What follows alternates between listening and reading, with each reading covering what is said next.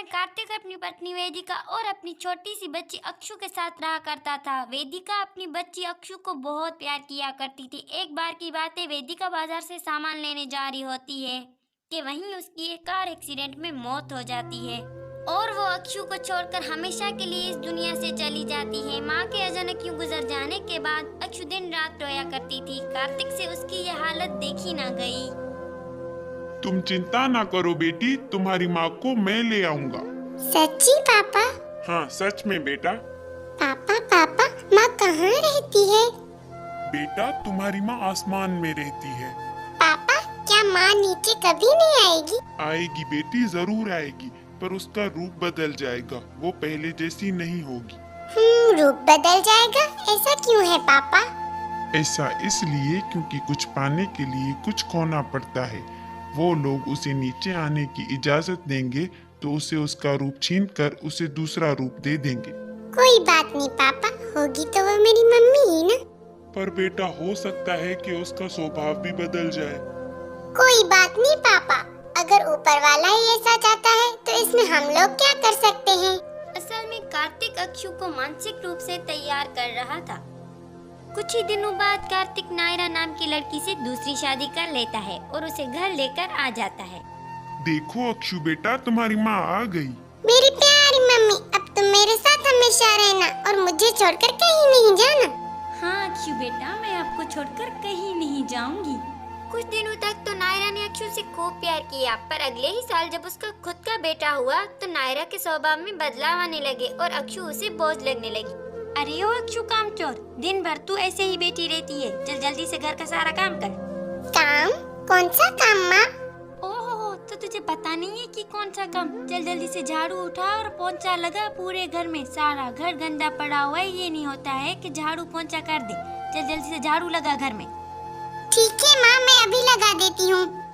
अक्षु अभी बहुत ही छोटी थी, पर माँ के कहने पर वो झाड़ू लगाने चली जाती है। वो झाड़ू ही लगा रही होती है कि झाड़ू एक टेबल से टकरा जाता है और उस पर पड़ा गमला नीचे गिरकर टूट जाता है। टूटने की आवाज सुनकर नायरा झटकती हुई वहाँ आती है।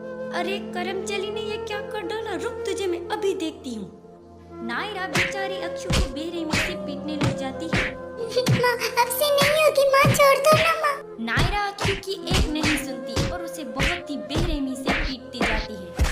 एक दिन की बात है, बहुत ही गर्मी पड़ रही थी। नायरा अपने बेटे कायरव को सुला रही होती है कि अचानक ही उसे जोर की प्यास लगती है। अरे अक्षु एक गिलास पानी ला। अक्षु जल्दी से पानी लेकर आती है, पर पानी उतना ठंडा नहीं था, जिस वजह से नायरा को गुस्सा आ जाता है और वो पानी का गिलास उठाकर अक्षु के मुंह पे मार देती। यही गर्म पानी मिल गया था तुझे लाने के लिए, किसी काम की नहीं है, तू सिर्फ खाने के लिए है, कहीं जाकर मर क्यों नहीं जाती। तभी वहाँ कार्तिक आ जाता है। नायरा, ये अक्षु के मुंह से खून क्यों बह रहा है? मुझे क्या पता, गिर पड़ी होगी कहीं। तभी कार्तिक पानी और गिलास देखकर पूरी कहानी समझ जाता है और वो नायरा को जोरों से पीटने लग जाता है।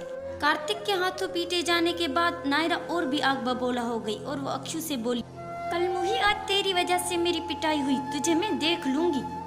दूसरे दिन जब कार्तिक काम करने के लिए बाहर गया तो नायरा ने अक्षु को पूरे दिन खाना नहीं दिया। अक्षु बेचारी भूखी प्यासी थी।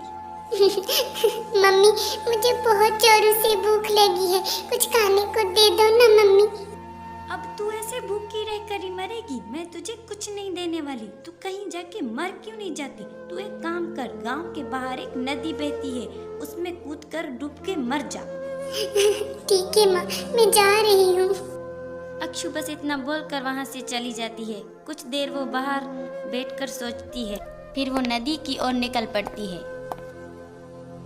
शुक्र है ये महारानी खुद ही चली गई, मेरी जान छूटी इससे। अब निश्चिंत होकर नहाने जाती हूँ। इतना बोलकर नायरा नहाने चली जाती है। इधर 2 साल का नन्हा कायरव बेड पे सोया होता है। अचानक उसकी आंख खुलती है और उसकी मम्मी उसे कहीं नहीं दिखाई देती। खेलते खेलते वो घर से बाहर चला जाता है।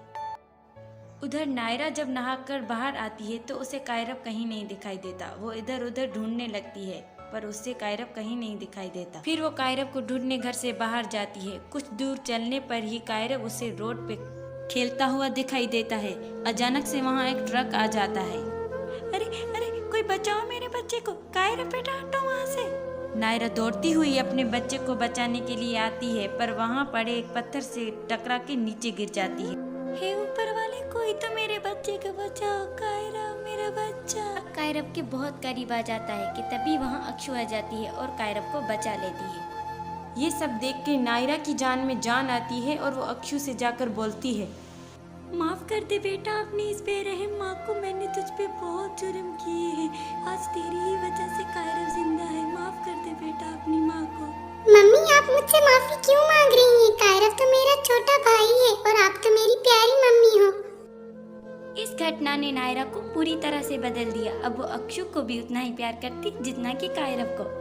तो फ्रेंड्स, कैसी लगी आपको ये कहानी? कमेंट में जरूर बताइएगा और ऐसी वीडियोस देखने के लिए मेरे चैनल को सब्सक्राइब कीजिए।